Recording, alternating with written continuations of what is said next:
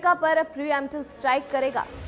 क्या ईरान अपने बचाव को लेकर अमेरिका पर पहला हमला करेगा? क्या ईरान अब अमेरिका और इजरायल की लगातार धमकियों के बाद आर पार की जंग के मूड में आ चुका है? क्या अमेरिका की चेतावनियों और ईरान की जवाबी धमकियों के बीच कोई ऐसी चिंगारी है जो पूरे इलाके को आग में झोंक सकती है? और सबसे अहम सवाल, जब कोई देश कह दे कि वो हमला होने का इंतजार नहीं करेगा बल्कि पहले वार करेगा, तो क्या दुनिया सचमुच एक नए ज्यादा खतरनाक टकराव की ओर बढ़ रही है? दरअसल अमेरिका और ईरान के बीच तनाव कोई नई बात नहीं है, लेकिन इस बार हालात इसलिए ज्यादा गंभीर लग रहे हैं क्योंकि शब्दों की जगह अब प्रीएम्प्टिव अटैक जैसे शब्दों ने ले ली है। यानी ऐसा हमला जो दुश्मन के वार करने से पहले ही कर दिया जाए।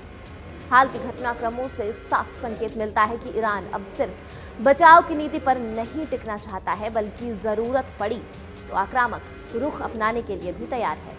तनाव की इस नई लहर की शुरुआत ईरान में चल रहे विरोध प्रदर्शनों से जुड़ी है। देश के भीतर बढ़ती महंगाई, खाने पीने की जरूरी चीजों के दामों में तेज उछाल और सरकार की टैक्स पॉलिसी को लेकर आम लोगों का गुस्सा भड़क रहा है। पिछले कई दिनों से ईरान में खामेनेई के खिलाफ सड़कों पर विरोध प्रदर्शन जारी है। इस दौरान 3 दर्जन से ज्यादा लोगों की मौत हो गई और सैकड़ों प्रदर्शनकारियों को गिरफ्तार भी कर लिया गया।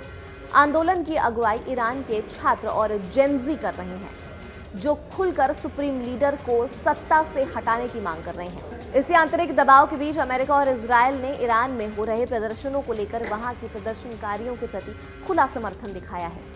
अमेरिकी राष्ट्रपति डोनाल्ड ट्रंप ने ये कहकर तनाव को और भड़का दिया है कि अगर तेहरान शांतिपूर्ण प्रदर्शनकारियों की हिंसक हत्या करता है तो अमेरिका उनकी मदद के लिए आगे आएगा। ये बयान ईरान के लिए सिर्फ एक कूटनीतिक टिप्पणी नहीं था, बल्कि सीधे तौर पर उसके आंतरिक मामलों में दखलंदाजी के तौर पर देखा गया था। ईरान का रिएक्शन भी उतनी ही तीखा रहा। ईरानी सेना प्रमुख मेजर जनरल आमिर हतामी ने साफ शब्दों में चेतावनी दी कि जो भी देश ईरान को सीधे निशाना बनाने वाली बयानबाजी करेगा या धमकी देगा, उसे प्रीएम्प्टिव अटैक का सामना करना पड़ सकता है।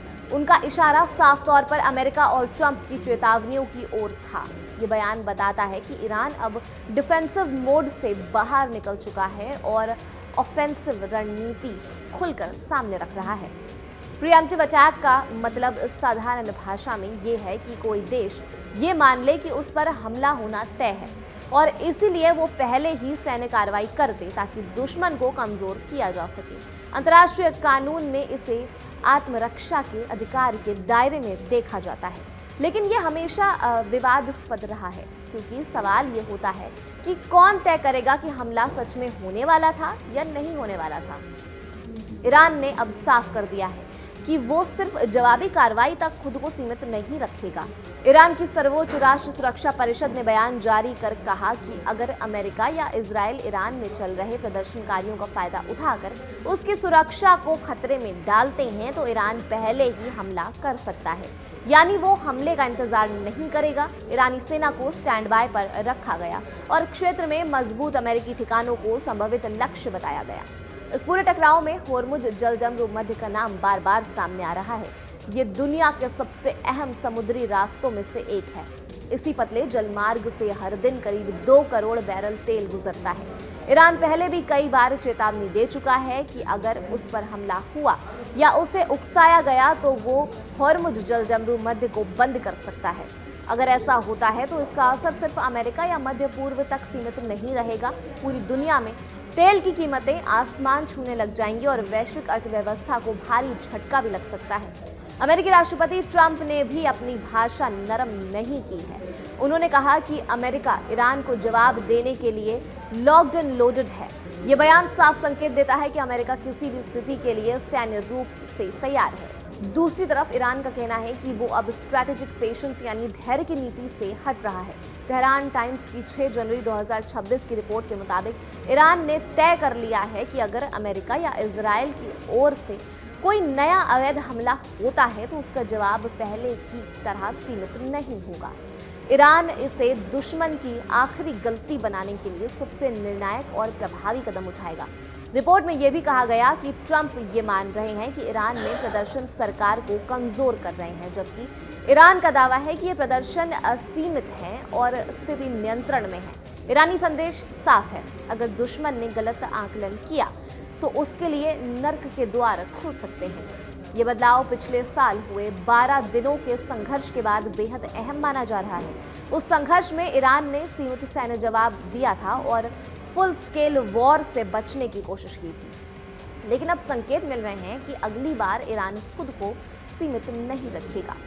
सवाल उठता है कि ईरान के पास अमेरिका या उसके सहयोगियों को जवाब देने के लिए क्या विकल्प है।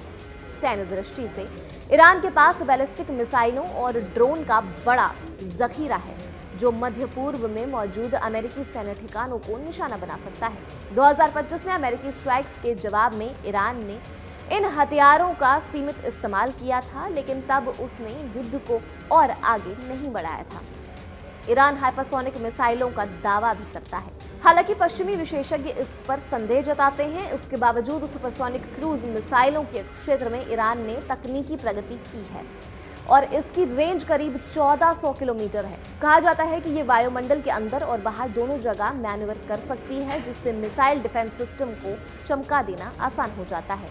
फतेह 2 मिसाइल को इससे भी ज्यादा एडवांस बताया जाता है, जिसमें गाइड व्हीकल तकनीक शामिल है, लेकिन इस पर अभी पूरी तरह से ऑपरेशनल नहीं माना जा सकता है। फिर भी ये दावे और तैयारियां बताती हैं कि ईरान सिर्फ धमकी नहीं दे रहा, बल्कि संभावित टकराव के लिए खुद को सैन्य रूप से मजबूत कर रहा है। इस पूरे घटनाक्रम का सबसे खतरनाक पहलू ये है कि दोनों पक्ष एक दूसरे की नीयत पर भरोसा नहीं कर रहे हैं। अमेरिका को लगता है कि ईरान आंतरिक रूप से कमजोर हो रहा है, जबकि ईरान इसे दुश्मनों का गलत आकलन मानता है। इतिहास गवाह है कि युद्ध अक्सर ऐसे ही गलत अनुमानों से शुरू हो जाते हैं। तो असली सवाल अब भी यही है, क्या ये सब सिर्फ दबाव की राजनीति है या सचमुच एक बड़े युद्ध की तैयारी है। फिलहाल इतना तय है कि अमेरिका और ईरान के बीच का ये टकराव अब सिर्फ शब्दों तक सीमित नहीं रहा है। जब हमला की नीति खुले तौर पर घोषित की जाए तो पूरी दुनिया को सतर्क हो जाना चाहिए, क्योंकि मध्य पूर्व में उठने वाली एक चिंगारी पूरी वैश्विक व्यवस्था को हिला सकती है। इस खबर पर आप क्या सोचते हैं? अपनी राय आप हमें कमेंट सेक्शन में जरूर बताइएगा और देखते रहिए कड़क।